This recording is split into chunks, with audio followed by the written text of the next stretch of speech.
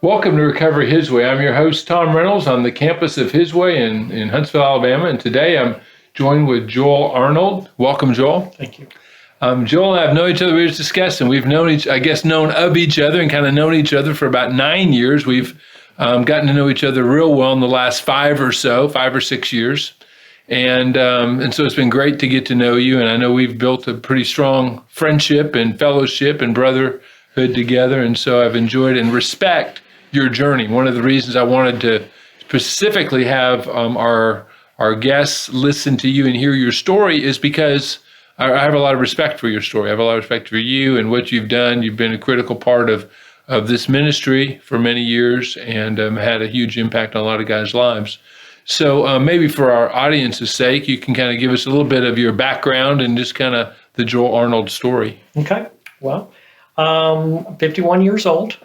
I was married. Let me go back a little bit further than that. So obviously, I came from a Christian home. Mother and father both active in the church. My father was an elder, school teacher. My mom worked at the local high school as a secretary. I had two older sisters.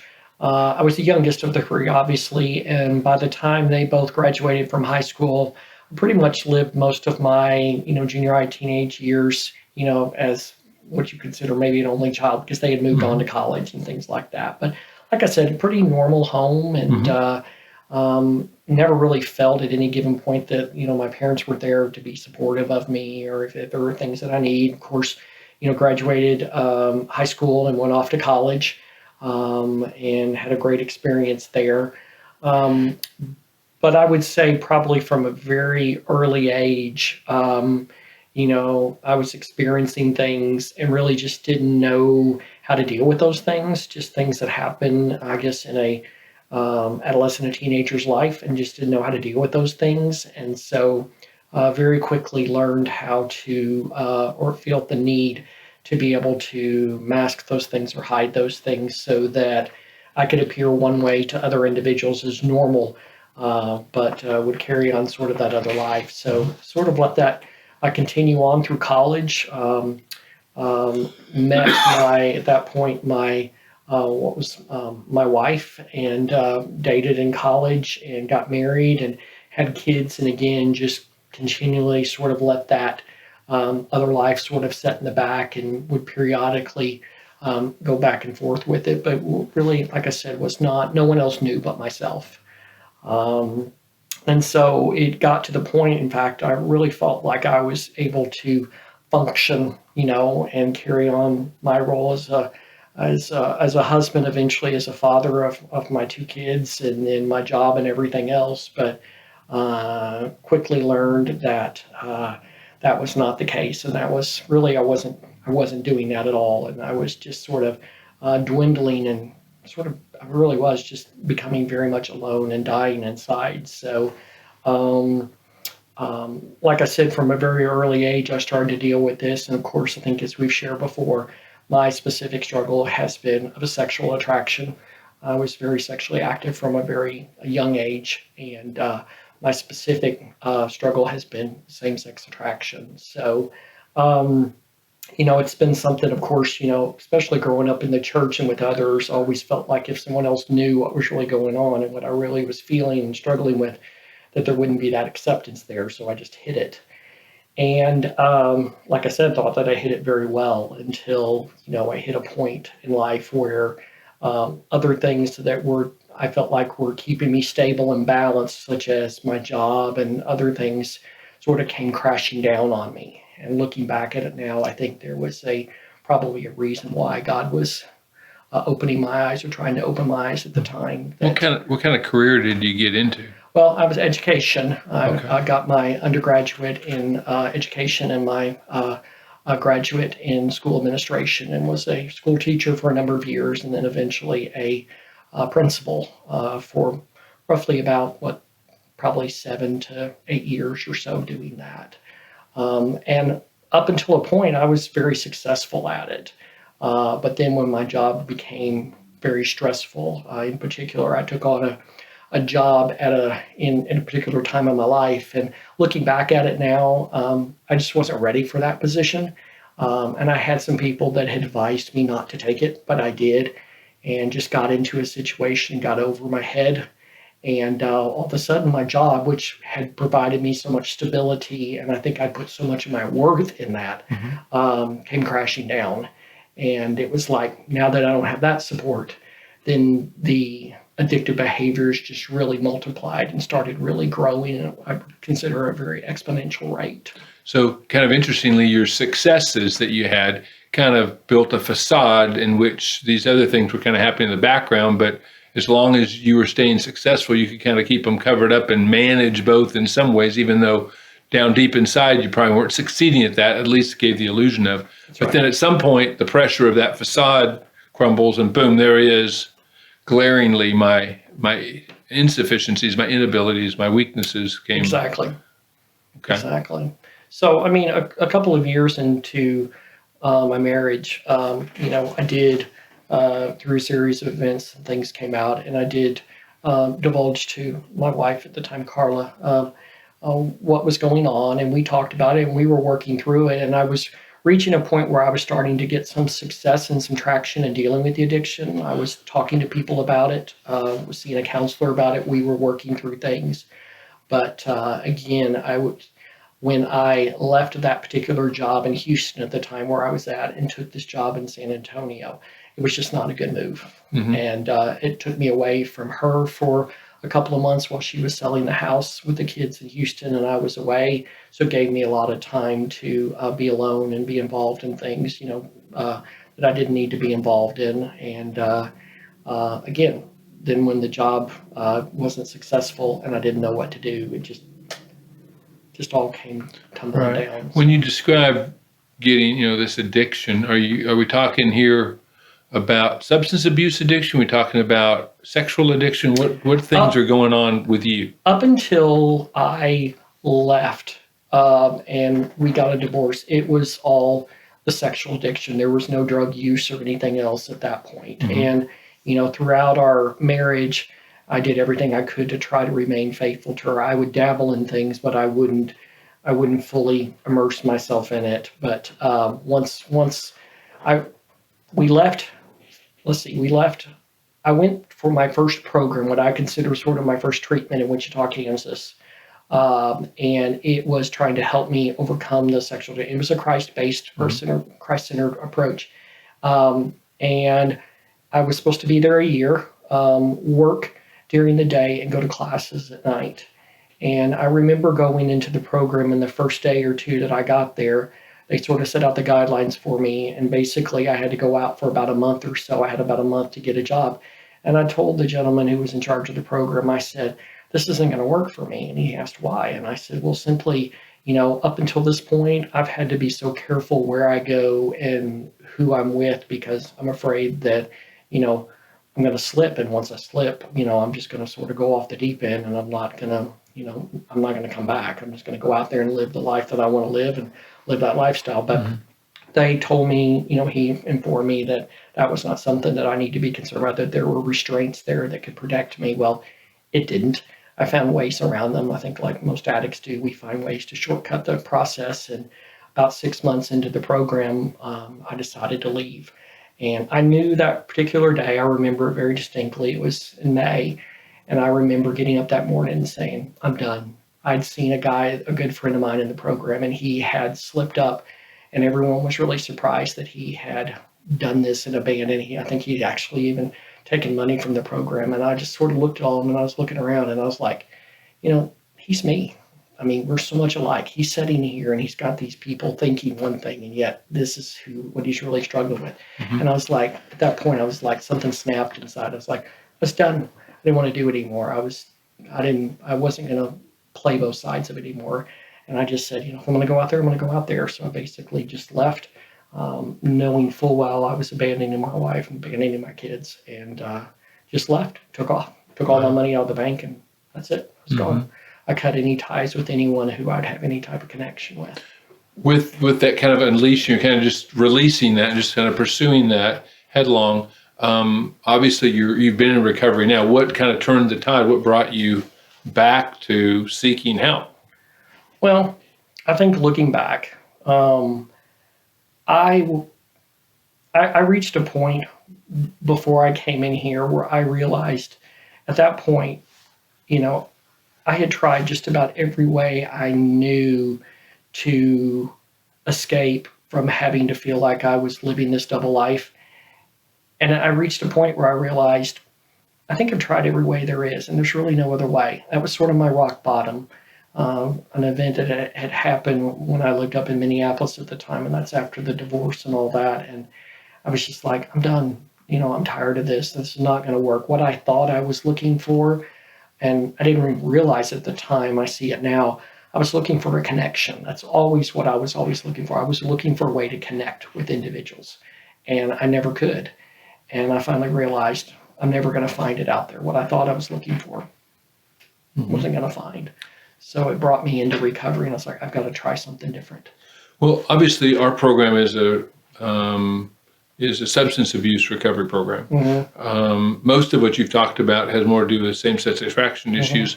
Where does substance abuse begin to fit in your story, and how does that relate, and then how does that connect you with His Way specifically? Well, I was in Minneapolis at the time, and like I said, the point I came to Minneapolis when I left the program in Wichita, I decided that I was done with anyone or anything that had anything to do with my previous life, and I was just going to basically go live the life I wanted to. So I just went headstrong into it. I found myself a place, found myself a job, and just started to live the life I wanted to. Well, of course, I started to be introduced to individuals and basically got into the party scene there in Minneapolis, and the drug use followed right there. I mean, it was right then when it started, and sort of as I've described before, once I used drugs for the first time, the sexual addiction and the drug use just sort of combined. They married one another, and they never separated. And ever again, I didn't want one without the other, because I felt like I needed the other to get that connection that I was looking for. And I thought I'd found a good mix between the two. Okay. But obviously I hadn't. So, what brought you to His Way then? Well, I mean, I had hit rock bottom. I mean, I was being evicted from my place that I was living at the time here in South Huntsville. I was going to lose my job, and the couple of weeks or so leading up to it, it was like I saw it coming, and I had a couple of individuals reach out to me with the possibility of coming to His Way, but I pretty much decided that I was just going to ride the train to the end, and I didn't know what the end looked like, but I was going to ride the train till the end until Jim Norville, I still consider my father-in-law, had reached out to me and got me in contact with His Way, in particular Jeremy Mitchell, and came actually to this building and sit down with Jeremy, and we talked about things, and I really began to see that I needed to get into something. And so originally you came here in August, I think, of 2016. You did a year, and then you graduated and you left, and then about a year and a half later came back, went through another 6 months, and then that's been nearly 3 years since you graduated the last time. Well, just walk me through a little bit about what your recovery process has been. And I want to kind of dive then into, after that, into a little more into this 4-step kind of some of those questions. Well, I mean, I think as I said before, Tom, the first time I came through, I do believe I'd hit my rock bottom, because I remember a couple of months after being here, there was this sense of gratitude that I never felt before, and I knew that I was ready to give up and to try. I think I thought at the time that I was doing everything I needed to submit, myself to the program and to recovery. But I'm a very product-oriented individual. I always have been. The process is harder for me to see. It's just like I just want to get to the end game. And I think I focused on doing all these things, but really, I think there were still pieces inside of me that I needed to get to that I wasn't willing to. So the second time I came through, I didn't have that sense of gratitude. And it wasn't until I sat down with a friend of mine here, TJ, And we were talking about it, and he had been in a very similar situation of coming back to the program. And I just told him one night, I said, I'm not, I don't have a sense of gratitude that I had the first time. And he said, well, we're all different every time we come to the program. And in most cases, we've improved or we've grown. And he says, I think you're probably in a situation that I was in. I came to the program the second time, not because I'd hit rock bottom, but I knew I needed to get back up and try again. Mm-hmm. And so that put me in a different place. And once I realized that, almost immediately that gratitude started coming back. Mm-hmm. And that was the first time that I realized the steps, and that there were 2 steps in particular, which was steps 4 and 5, that I had to go through. And I really had to give it the time and the effort that I needed to. And until I went through those steps, I knew that I wasn't going to get any lasting recovery or peace. Right. So, yeah, I mean, typically the steps, and we've discussed the first 3 already, kind of establishes a peace with God. I mean, we kind of come to this brokenness within ourselves, admitting there's a God and beginning to commit ourselves to God. And then really starting, as you mentioned, step 4, we really start kind of getting a peace within ourselves, a peace with ourselves, kind of assessing and kind of doing a serious moral inventory, as step 4 talks about, that we made a searching and moral inventory of ourselves.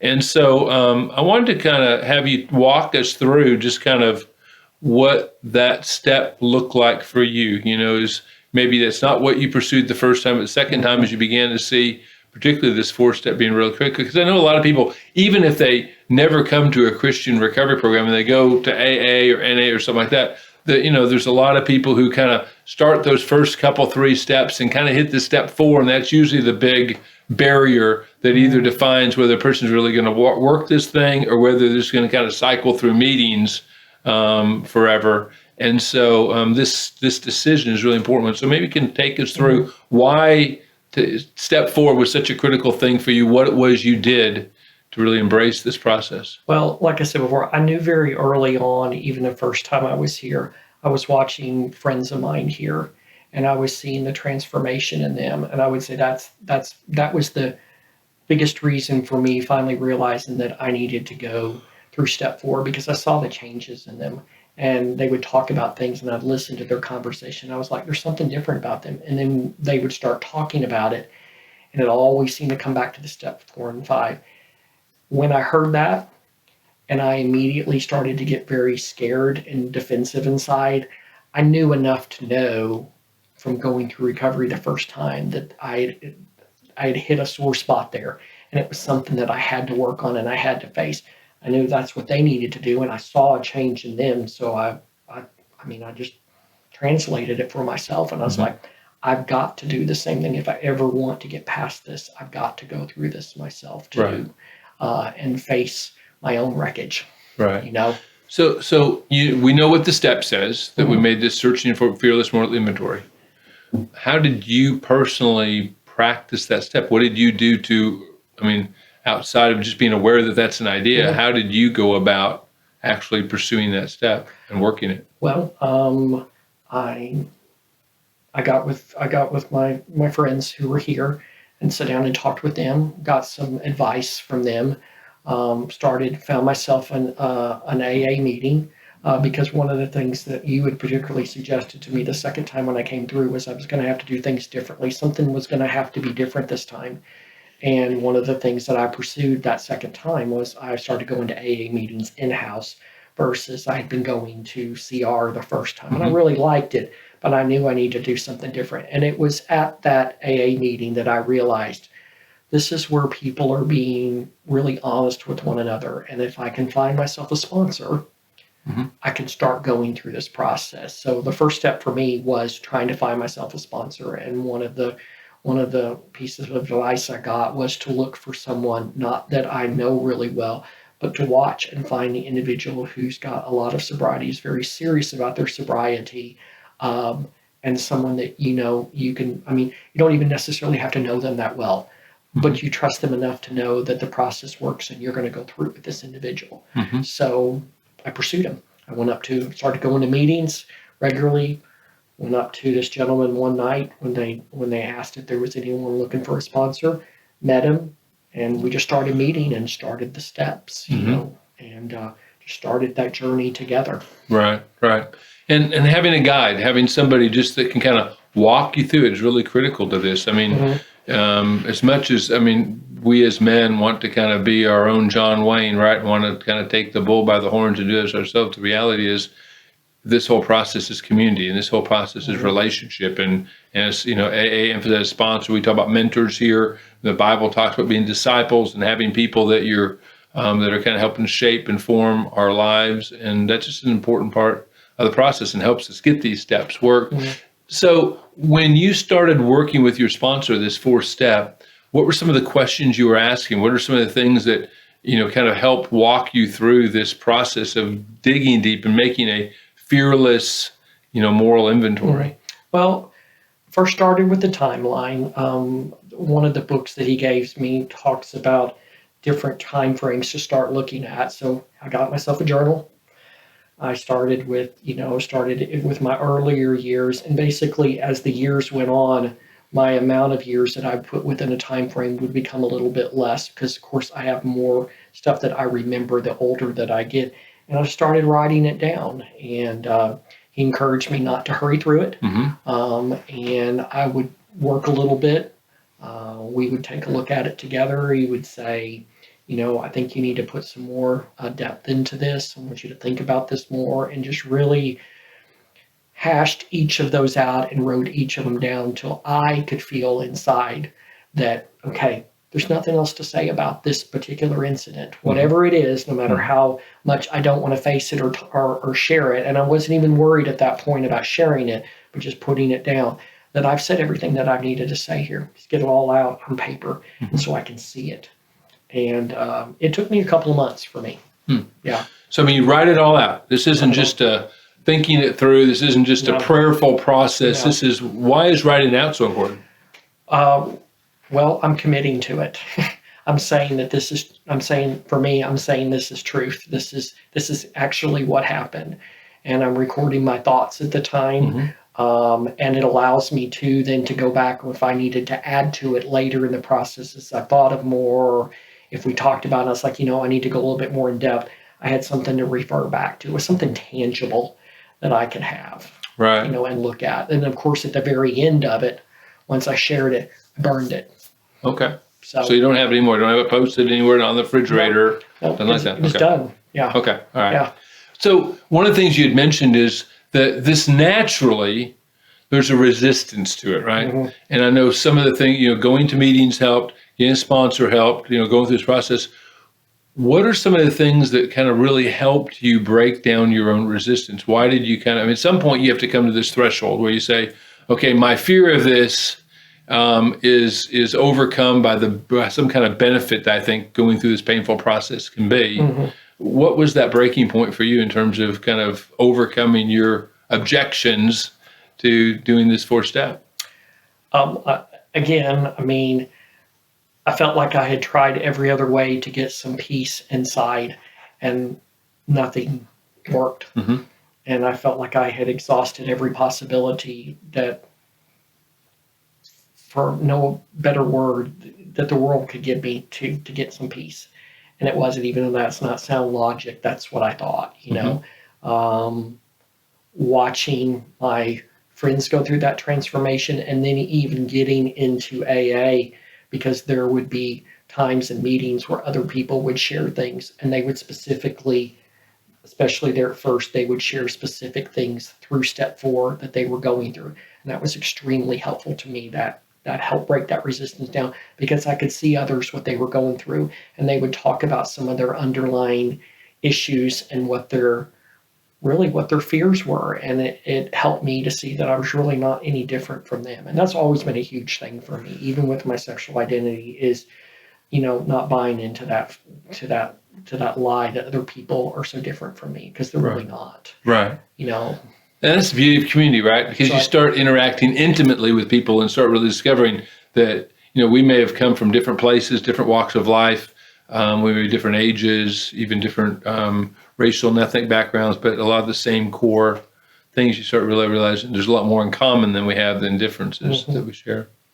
The process of doing a fourth step, obviously it's a 12-step process. So I realized that all the way through the steps, there's kind of this ultimate destiny, if you will. And I realize there's ongoing processes working as well. But I'd like you to comment just for a minute to, you go from a 4th step to this 5th step where you admit this now to somebody else, to yourself, and to God. But prior to even the 5th step, what do you feel like were some of the core benefits of just doing a 4th step? I mean, just simply doing that. What kind of breakthroughs came? What kind of growth came for you? I mean, it can be painful, obviously, to unearth all this stuff. And before you even sort it out, just having unearthed it, do you find that there was a benefit inherently just in that process? Yeah, I mean, up until going through the 4th step, and again, not even talking to someone else, my whole fear had centered around having to tell someone else. What if someone else found out? That had been such a core of what I dealt with in the past. And immediately once I started writing it out, and I don't think I didn't realize it at the time. I realized it right after I did my 5th step. I was like, I saw something different on the other side of this that I was not expecting. And I guess for me, the best way to describe that is that there was this overwhelming sense of peace and freedom that came to me, that I had put these things down. I was honest about them. And even though it was painful to see the pattern of destruction, the path of destruction, it was okay.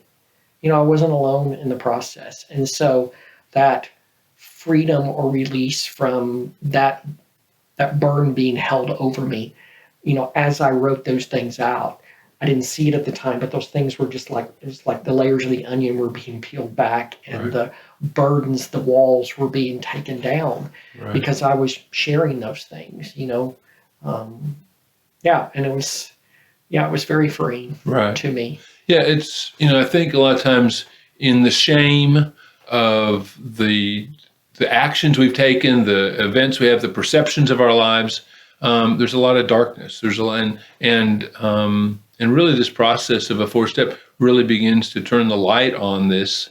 I remember when I was a kid, I'd go to bed at night and I always wanted my mom to crack the door or something because I was afraid of the dark, because I began to imagine all these terrible, big, horrific things in my room in the dark. And one of the best solutions was if you can just turn on a light and you really discover what it's really about, those fears and that shame and a lot of those things begin to dissipate simply by shining the light on the situation in of itself. And so, I think this 4th step is just really great refreshment. It's a great time to really, own this stuff and put a light on it and really see, these boogie monsters may not be as big as we thought they were, because so much of this can just overwhelm us just emotionally when we can't really identify them, we can't put words on them. Writing it out becomes so good because I begin to label things and put names on things and call things what they are. And that can be an empowering time to go through that process. I think as well too, Tom. And I see this in my daily life. I was just dealing with a situation today at work, and I was listening to someone talk about something, and I find myself, more open to the fact that when something happens or a situation arises, just being honest with myself about my responsibility in it. And that was a big part of that 4th step too, as I wrote those things down. I have to own this, but I can own it, and, I can receive forgiveness from it. I can forgive myself for this, and I can use that practice in my daily habits. When I'm wrong, just admit I'm wrong. And I know that's another step down the road, but that's been very helpful. Just admit you're wrong. There's nothing wrong with that, and move on from it. Right. So, one of the beauties of this 12-step process is that I can admit these things, and I know there's a plan to do something with these things, right? So often we're afraid to admit them because we don't know what we're going to do with them once we discover that they're there. Sure. And obviously adding to this, the gospel brings this tremendous power that God sent his one and only Son to forgive us of our sins, to relinquish these burdens, to confess those sins, and to experience forgiveness, that God has a plan to handle these things and resolve them. And so much keeping them buried, we don't ever turn them over to God in the first place to let him do his work within them. So that's exciting.